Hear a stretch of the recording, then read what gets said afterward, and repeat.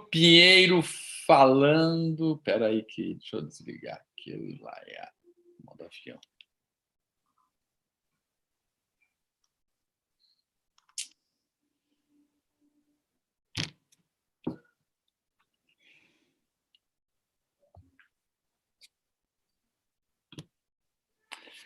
Fala pessoal, tudo bem? Bruno Pinheiro falando aqui de São Paulo e hoje nós vamos fazer uma live com um professor e empresário, um professor da Biacademy, ele é consultor também de algumas empresas. A gente vai falar um pouquinho aí, a gente está passando por esse momento de reinvenção, onde tudo está mudando, e a gente vai falar um pouquinho sobre inovação e reinvenção. Um dos assuntos aí mais clamados ultimamente e que vem tomando aí a vida de muitas empresas. Deixa eu só chamar ele aqui. Um segundo. Você está me vendo lá, Marcos? Eu tô te vendo no Insta, mas está travado. Está travado? O vídeo está pausado, vou entrar de novo.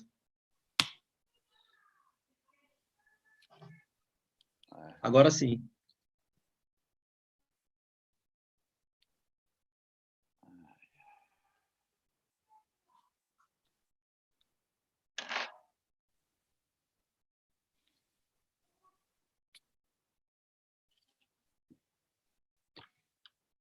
Vou entrar de novo.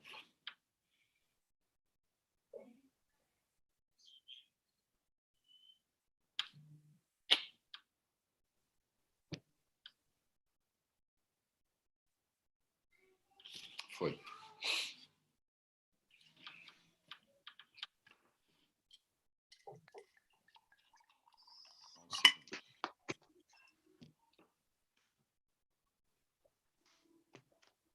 Pronto, agora eu acho que vai. Depois de 10 minutos aí. Bom, boa noite.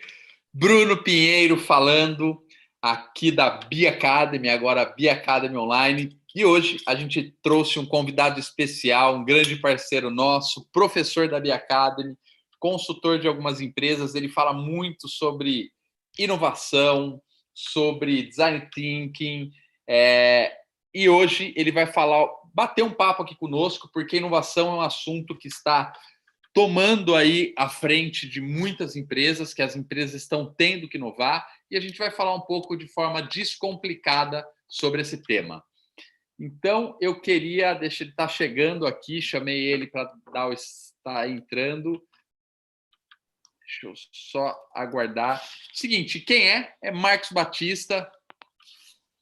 Ele, como eu disse, ele dá aula em 2 disciplinas, se eu não me engano, enquanto... Pronto, chegou aí. Então, seja bem-vindo, Marcos. Eu queria que você se apresentasse rapidamente aí. E se puder baixar o som para mim do computador, porque ele está dando ecos. Vai ter que usar o fone em um dos 2 devices. Beleza. Tá melhor assim? Beleza. Tá.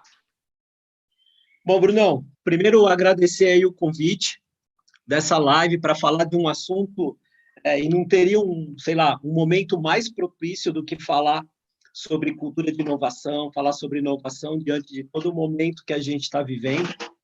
Bom, eu sou professor da Biacademy, no curso de MBA, também leciono em outros cursos aí pelo Brasil.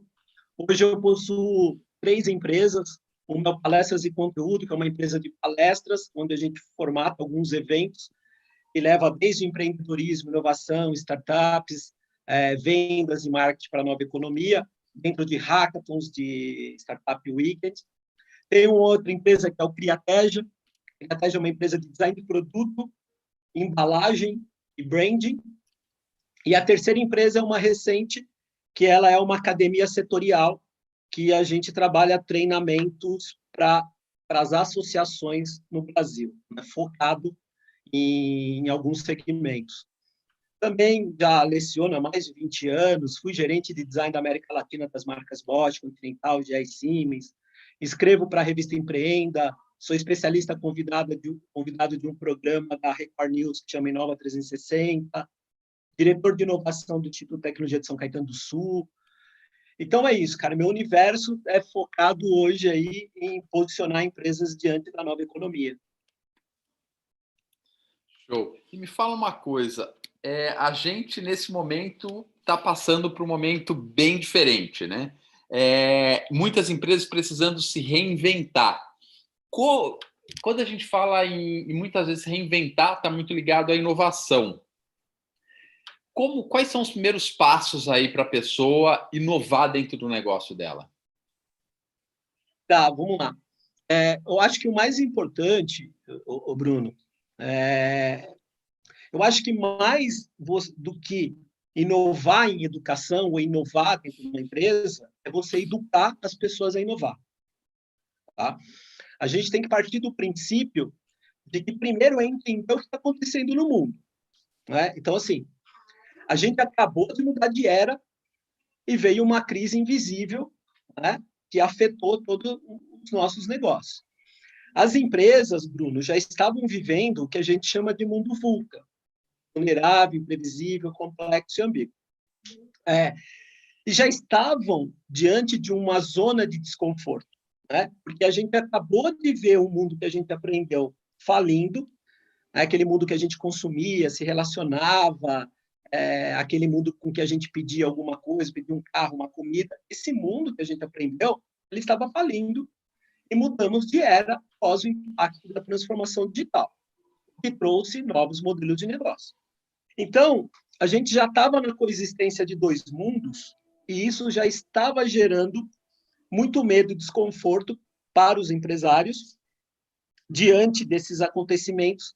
É você sair de um pensamento linear para um pensamento exponencial. E as empresas já estavam lidando com o mundo VUCA, com erro de leitura, com dinâmica de mudança, com caos e confusão, com falta de previsibilidade. Bom, diante disso, dessa adaptação, chega um momento de crise, né? E se a gente for pensar, o que é uma crise? Vamos entender primeiro, para depois começar um processo de ressignificação dentro da empresa, né? Crise é toda vez que você tem alguma coisa que rompe a maneira com que a gente faz as coisas. Então, você tem uma crise que rompeu a forma com que a gente faz alguma coisa. Essa crise, especificamente, diante dessa mudança de era, ela atinge muito, muito profundamente as pessoas no sentido de te tirar de uma zona conhecida e te colocar num lugar desconhecido. Não é? Diante de todo esse momento de crise, o mais importante, Bruno, para que a gente olhe para a nossa empresa hoje, que é um momento de reflexão, de iniciar qualquer processo de inovação, é entender qual é a nossa ação básica diante de tudo isso. A ação é a tomada de decisão rápida. A gente precisa ter alguma ação rápida. Como é que a gente tem ação rápida? Quando a gente tem um objetivo. Qual o objetivo? O objetivo de você eliminar aquilo que é supérfluo e focar naquilo que realmente importa. Ora, o que realmente importa? Outro dia eu vi um post seu, Bruno, que você falava assim, esse é o momento de a gente olhar para a carteira de clientes que a gente tem e entender quais são os novos problemas. É exatamente isso, nomear o medo. Né? Nomeie o medo desses caras para a gente entender quais são esses novos valores. Bom, diante de tudo isso, né, focando no que realmente importa, para que a gente tenha tomada de decisão mais rápida nesse momento, é entender que é um momento que a gente vai crescer. Por que a gente vai crescer?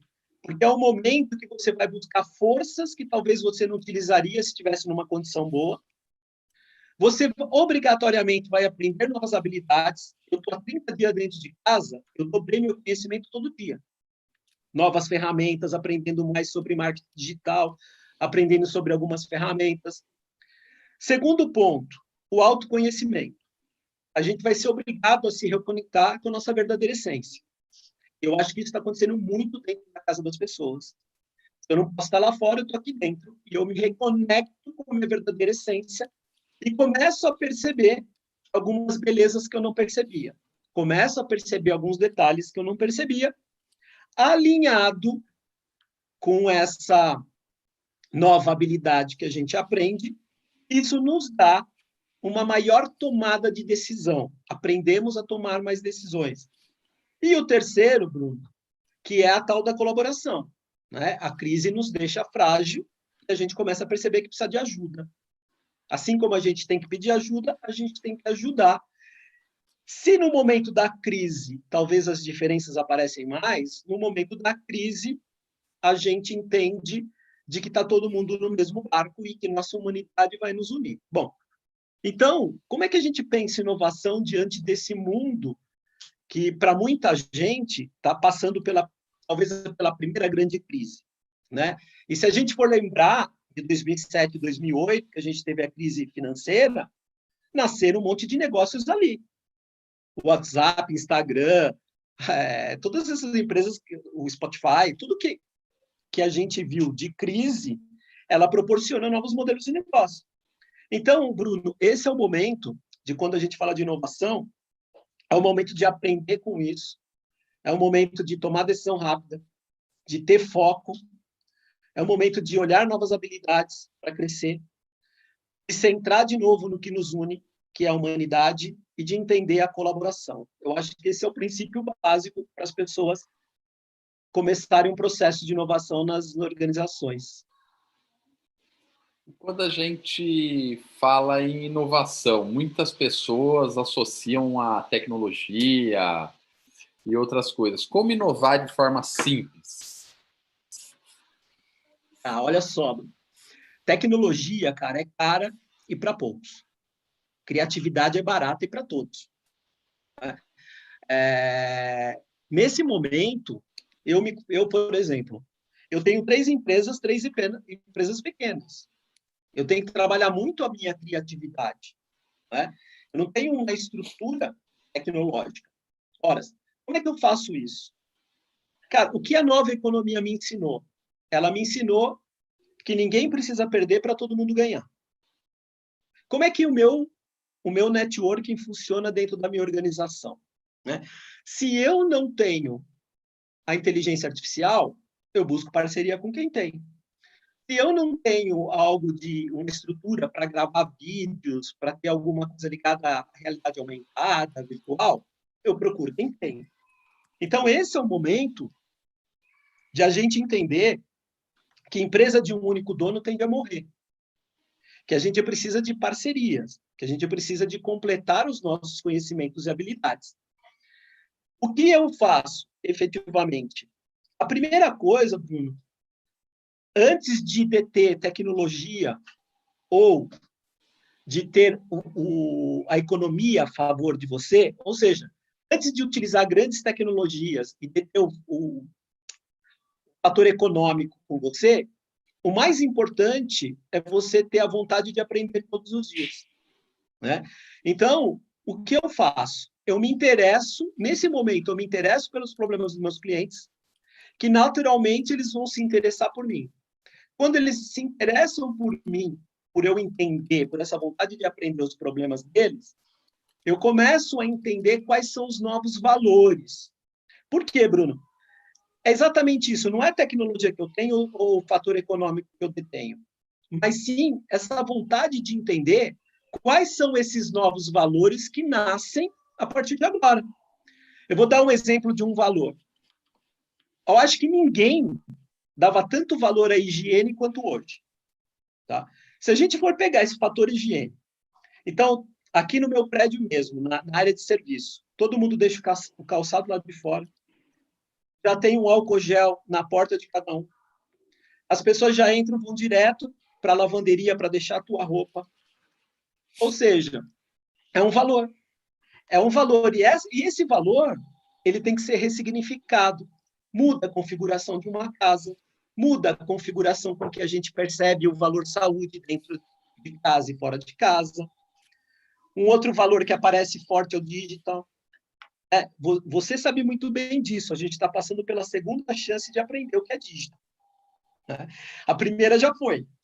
Essa é a segunda. Quem não aprender, talvez não tenha a terceira chance. Né? Então, Bruno, eu acho que nesse momento é a vontade de aprender todos os dias. Eu acho que é o maior elemento de estimular a nossa criatividade. E como a gente está falando aí, você dá aula para a gente também numa matéria de Design Thinking, né? Que é como que as pessoas conseguem transformar, às vezes, para inovar, as pessoas vão se unir ali no Zoom, né, com o time, e vão surgir novas ideias. Qual a melhor forma de implementar isso da forma mais rápida possível e validar antes de ela entrar para saber se essa ideia é certa, e conseguir de fato implementar? Tá. Bom, legal. Bom, a ferramenta de Design Thinking, ela nos permite entender o que é necessidade, o que é dor, o que te incomoda. A partir desse momento, entender quais são os problemas que geram essa dor, que geram esse incômodo. Esses problemas, quando cruzados por ferramentas de escutar, de experimentar, de perguntar ou de observar, elas são agrupadas por afinidade. Quando a gente agrupa esses problemas por afinidade, a gente tem uma melhor noção do que está incomodando. Então, a primeira ferramenta que eu indicaria para as pessoas que estão trabalhando hoje online, então a gente vê muitas organizações que estão em home office, é você entender quais essas ferramentas que existem hoje online, para que eu possa cruzar algumas informações, né? Quais informações? A partir do momento que eu entendi hoje qual é a dor do meu cliente, eu vou buscar uma maior interpretação dessa dor. Como? Entendendo ou classificando, numa hierarquia de mais para menos, qual é o problema que me leva àquela dor? Qual é o problema que me leva àquela necessidade? Qual é o problema que me causa essa inconveniência? Hoje a gente tem ferramentas digitais, por exemplo, de mapas do Design Thinking. Se eu entrar em alguns sites e baixar ferramentas do Design Thinking, eu coloco isso digitalmente. Colocando digitalmente, as pessoas podem começar a colocar essas informações, esses problemas, para que, de alguma maneira, você tenha um coeficiente, um indicador de qual problema causa tal dor. A partir daí, é um processo de ideação. Qual é o processo de ideação? São estímulos. Quais estímulos? Quando eu tenho um desafio, que são esses problemas agrupados que me levam a uma dor, eu preciso proporcionar desespero, eu preciso proporcionar imaginação, analogia e um ambiente propício a isso.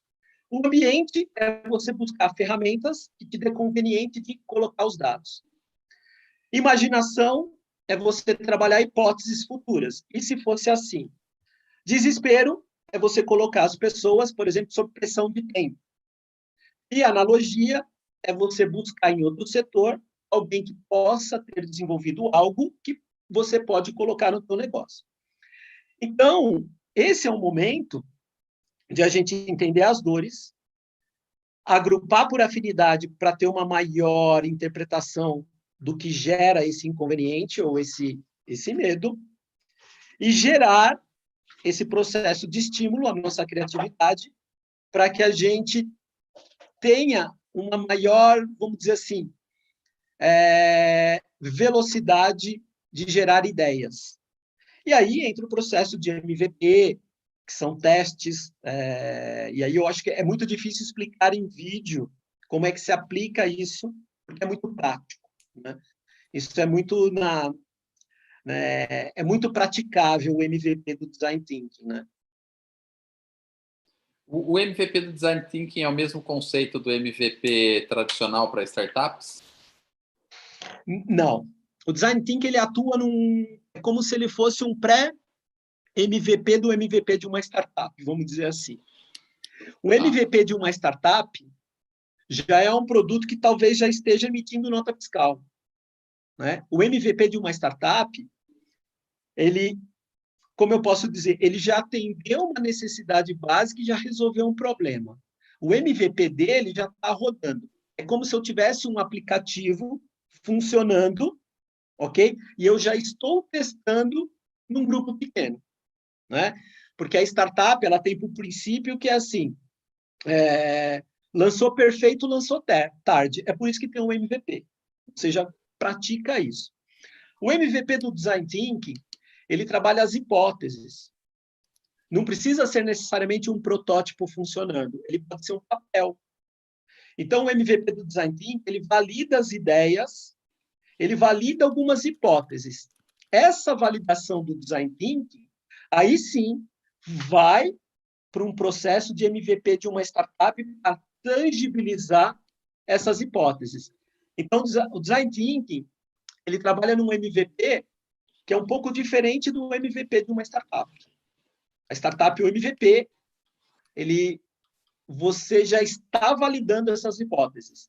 O MVP do Design Thinking, que é um teste, você está gerando ideias sobre essas hipóteses, para entender como eu posso pivotar isso antes de construí-lo. A gente provavelmente tá dando um retorno aqui para mim a hora que eu falo. Vou baixar um pouco. Quando a gente faz o MVP, muitas vezes ele está dando ainda. Quando a gente faz o MVP, muitas vezes a gente vai comprovar que aquilo lá não está dando certo. E daí a gente vai ter que talvez ressignificar ou repensar no processo. Nesse momento que a gente está passando, é um momento que a gente vai ter que repensar e ressignificar muita coisa. Eu queria que você falasse um pouquinho sobre essas duas palavras, que é o repensar, ressignificar e reinventar. Na verdade, 3 palavras. Tá. Assim, eu acho que é muito legal, porque a gente está num momento, Bruno, que a gente precisa primeiro entender o seguinte, para chegar nos R's aí.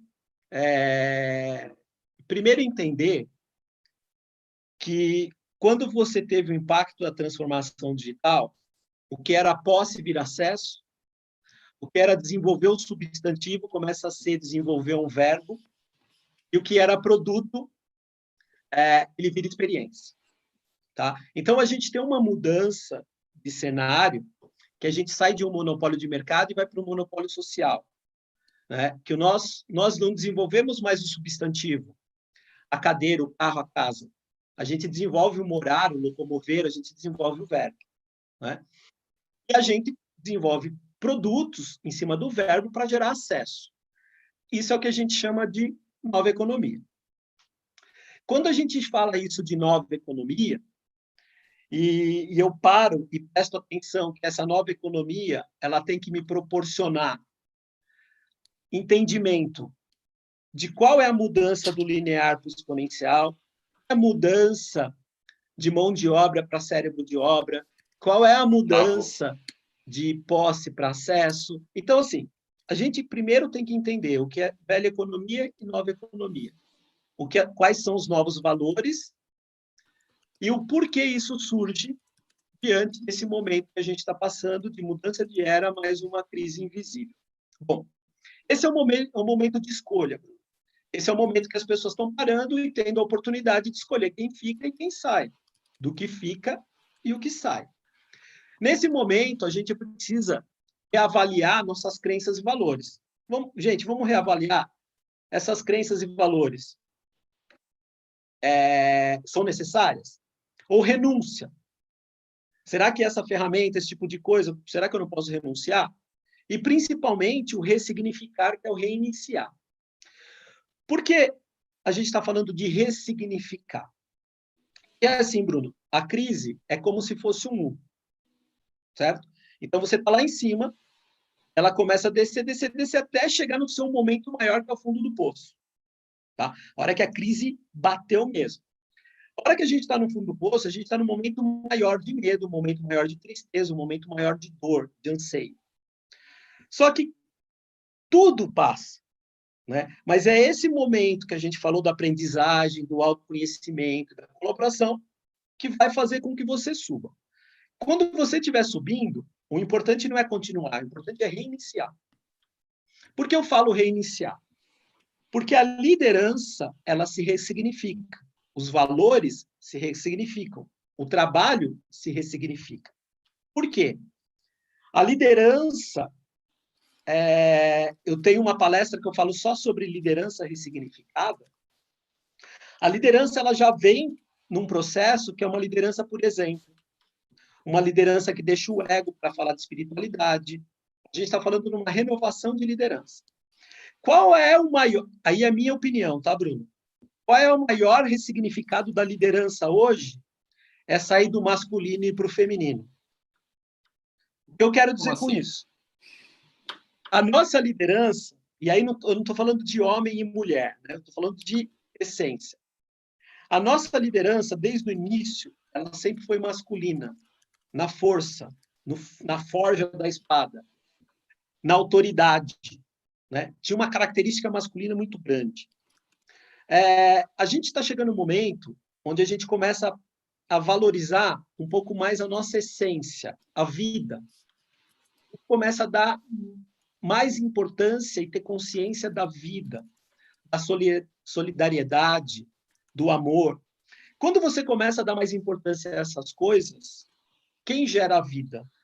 Quem tem uma inteligência emocional, sabe? Quem escuta mais? Quem é a mulher. Quando a gente fala da mulher, a gente fala de uma liderança mais feminina, de uma liderança que valoriza mais a vida, de uma liderança que não é mais um cadeado, mas é um abraço de mãe, né? Então, a liderança, ela se ressignifica, por exemplo, uma liderança mais cidadã, olhando para as pessoas, uma liderança mais feminina, né? E os valores, a mesma coisa. Porque lá atrás, Bruno, a gente valorizava o que era tangível. A gente valorizava o atributo. Com as mudanças, a gente começa a valorizar o que a gente não pega. A gente começa a valorizar o intangível, né? Então, quando a gente fala assim, imagina um elemento de valor, Bruno, que é devolver esperança. Cara, já pensou no tamanho disso? Ou devolver o pertencimento a alguma coisa, né? Eu vou dar um exemplo. O que faz o instituto que você faz parte, o êxito? Devolve esperança, cria pertencimento. São valores intangíveis, né? Então, qual é, na minha opinião daqui para frente, é como você começa a perceber essas coisas intangíveis, que são os novos valores, e de que maneira você comunica isso. E mais do que você sabe, que talvez a grande dificuldade das empresas é efetivamente comunicar o que ele resolve, que são os elementos de valores, funcionais, emocionais, de mudança de vida, né? Então, eu acho que esse momento é o momento de perceber que, efetivamente, devemos desenvolver o verbo, que temos que pensar no acesso antes da posse, os valores estão nos intangíveis, e a liderança ela tem uma essência mais feminina. Show.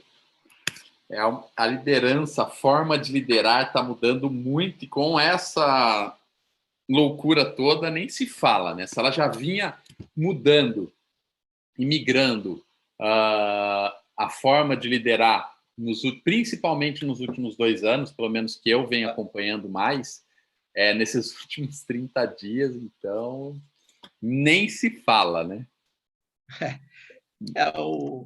Tem uma frase que eu gosto de falar muito, e isso eu trago para a minha vida, que é aquela frase do Alvin Toffler, né? Futurista. Ele falava o seguinte, que os analfabetos do século XXI não serão só aqueles que não sabem ler e escrever, mas aqueles que não sabem aprender, desaprender para reaprender, né?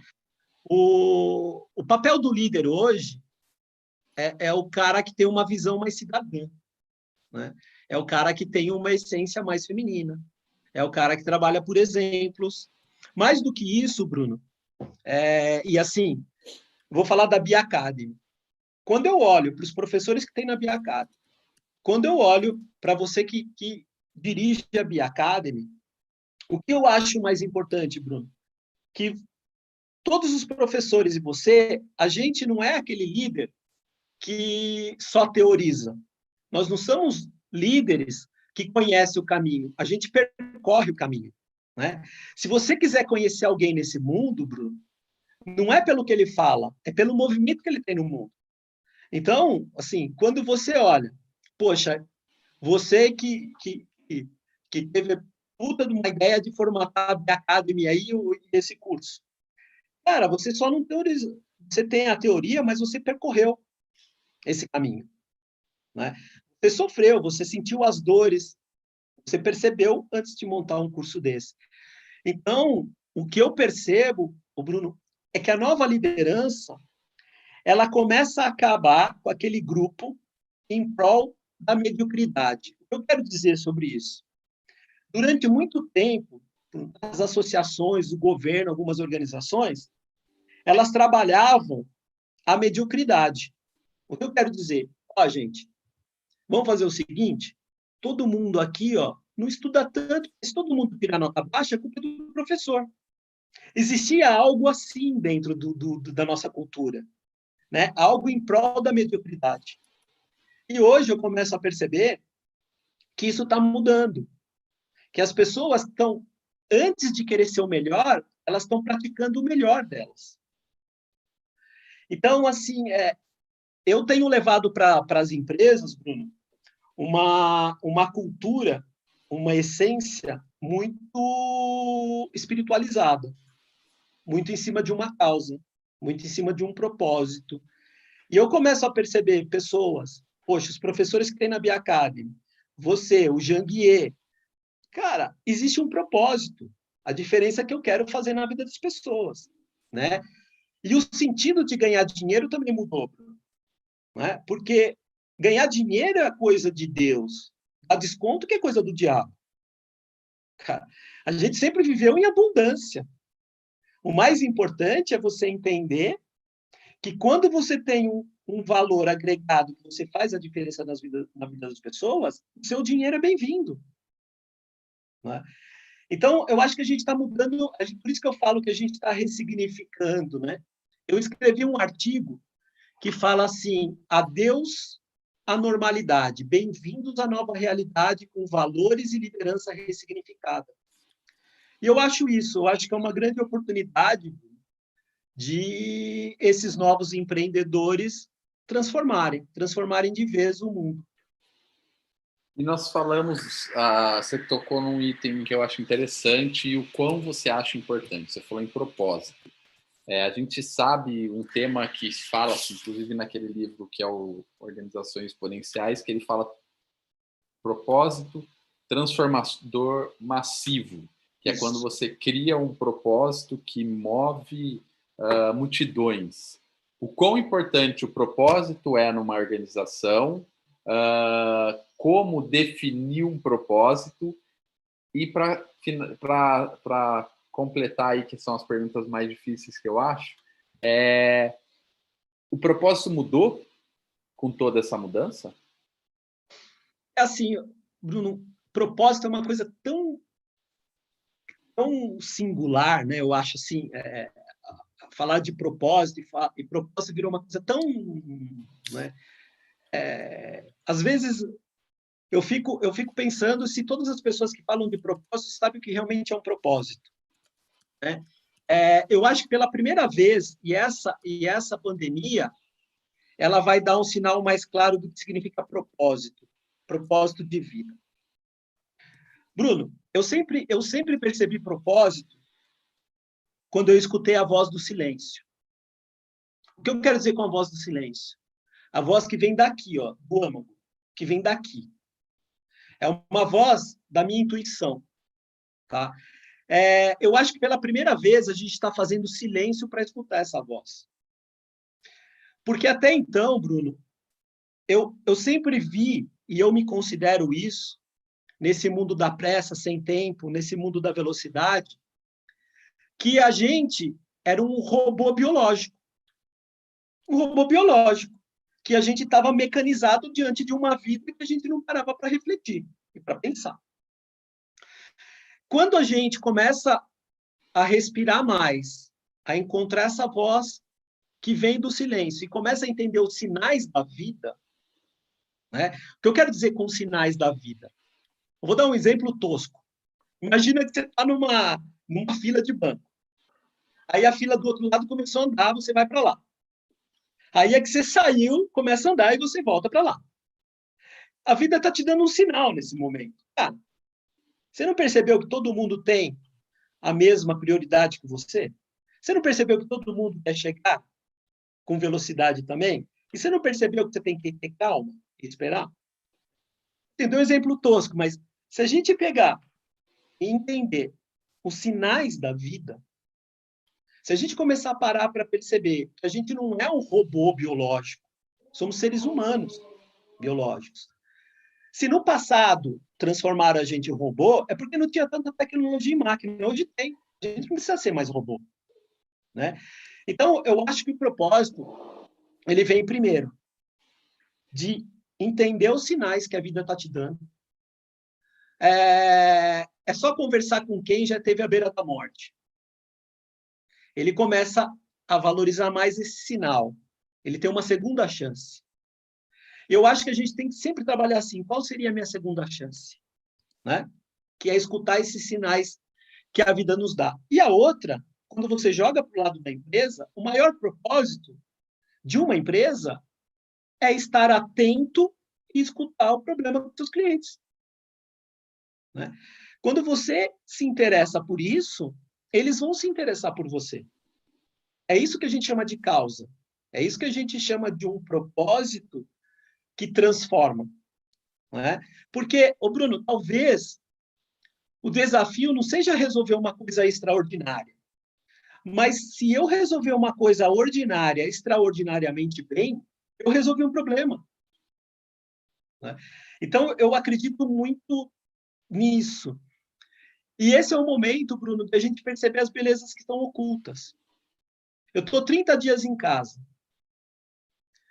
Cara, eu nunca percebi tanta beleza que estava na minha frente, eu não percebia. Eu percebi onde estão a maior carência das minhas filhas. Eu percebi até em casa onde tem as coisas para fazer comida. Cara, assim, sabe? Outro dia eu saí na sacada, escutei barulho de passarinho. Aí eu falei, cara, por que eu não escutava antes? Eles sempre estiveram ali. Né? Então, eu acho que o propósito, Bruno, vem muito dos sinais que a vida nos dá. Vem muito de entender a razão pela qual tua empresa está aberta, que resolveu o problema das pessoas. Né? E o desafio, nem que for uma coisa ordinária, mas é resolvê-lo. Então, o propósito é em cima de uma causa, o propósito é em cima de impactos positivos econômicos, sociais, culturais, ambientais. Né?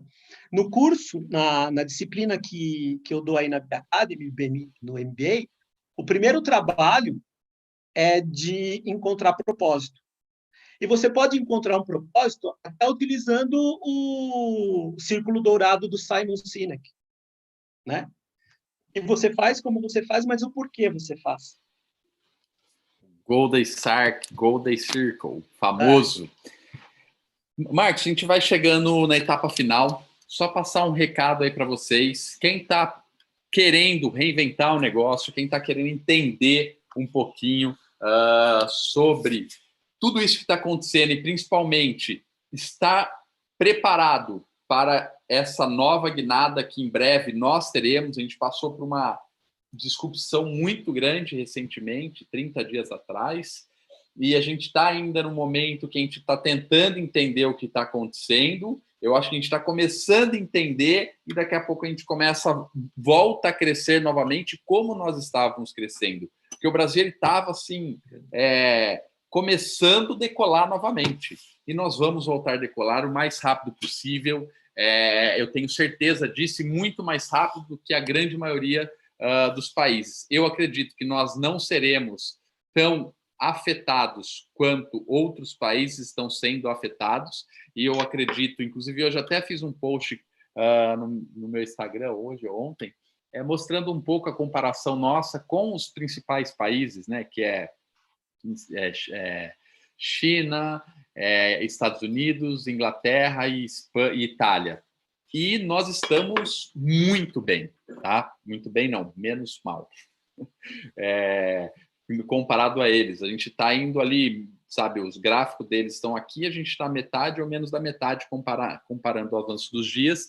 E e a gente vai sair dessa muito bem. A gente criou um programa, quem quiser conhecer, a gente tem o MBA, que é o Negócios em Marketing Digital, onde o Marcos é professor, e a gente criou um programa novo de aproximadamente 30 horas, onde a gente vai ajudar você, primeiro, reinventar o seu negócio, passando por alguns elementos que nós falamos agora, de inovação, de propósito, e daí a gente vai passar para o MVP, como que você... Bom, agora eu sei o que eu vou inventar, o que eu vou fazer nessa nova fase. Porque uma coisa é fato, as empresas vão precisar se reinventar praticamente, quase que totalmente aí nos próximos... Já era para ter se reinventado, as que não se reinventaram vão precisar se reinventar. Então... o primeiro pilar é a inovação desse programa. O segundo pilar desse programa, a gente fala sobre MVP, sobre como validar a sua ideia. Daí a gente vai para um terceiro pilar, que é growth. Como que eu atraio e retenho clientes. Como que eu atraio clientes e mantenho eles comigo. E daí a gente vai para o quarto pilar, não menos importante, que é o de marketing digital. Qual é a melhor estratégia de marketing digital para esse momento, baseado nas estratégias de crescimento que nós decidimos? E depois, como que eu reinvento o meu processo de vendas? Porque eu reinventei o negócio, validei, entendi quais são as estratégias de aquisição e depois, como estratégia de marketing digital, eu preciso repensar numa estratégia de vendas. E a gente finaliza com um módulo de finanças. Como que eu reajusto as minhas finanças para passar por essa, e mais do que isso, nós estamos falando em reinvenção. Reinvenção está associado a um pequeno investimento. Como que eu vou conseguir demandar um pequeno ou um grande investimento, mas geralmente vai ser pequeno, para essa reinvenção, para essa readaptação, e como que eu valido em qual desses investimentos é hora de eu investir mais ou é hora de eu retrair, que é a conexão total do departamento financeiro com marketing e vendas, que ele precisa entender o que está acontecendo. É um programa bem acessível, rápido, para que você consiga implementar e colher resultados rápidos. Inclusive, o Marcos é um dos nossos professores, eu sou outro professor, nós temos o Olavo e nós temos o Guilherme, fugiu agora, o Guilherme. Daniel, desculpa. O Marcos tem experiência grande aí no mercado, vocês podem ver o site. Quem quiser, tem interesse, no meu perfil, tem lá o link desse programa. Ou se você quiser conversar diretamente comigo, eu vou encerrar essa live antes do Marcos dar o último recado aqui. Eu queria que você me mandasse uma mensagem. Bruno, eu tenho interesse, que a gente vai conversar aí, a gente vai com certeza achar a melhor condição para você. Esse programa terminou, a gente tem uma sessão de mentoria com as empresas que estarão conosco ali, porque a Bia Academy se importa principalmente em como você vai aplicar isso no seu negócio. Marcos, eu queria aí que você desse um recado final para quem está assistindo aí a gente. Bom, legal. Quando a gente falou de propósito, eu tenho uma pergunta que eu jogo no primeiro dia para os empresários e empreendedores. O que o mundo perderia se sua empresa desaparecesse hoje? Cara, se eu não tenho a resposta na ponta da língua, eu não tenho propósito. Né? Então, o propósito nasce daí. Eu faço falta. Porque se a minha empresa fecha hoje e ninguém percebe, não tem propósito.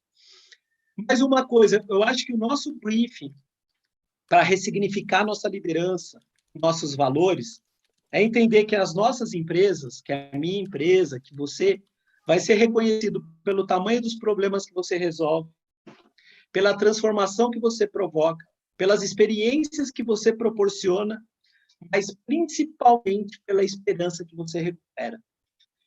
E daqui para frente, terá a esperança, né, dos elementos de valores funcionais, de entregar mais velocidade, como de reduzir a ansiedade, ou de entregar pertencimento, recuperar a esperança. Eu acho que é entender os elementos de valores e como tua empresa pode ter uma conexão contínua com o seu cliente, respondendo ao desejo, fazendo curadoria, um coach comportamental, ou tendo uma resposta automática a tudo isso, né? O importante é entender que a empresa que interage esporadicamente com o seu cliente vai morrer. Exatamente. Então, é um pouco disso aí.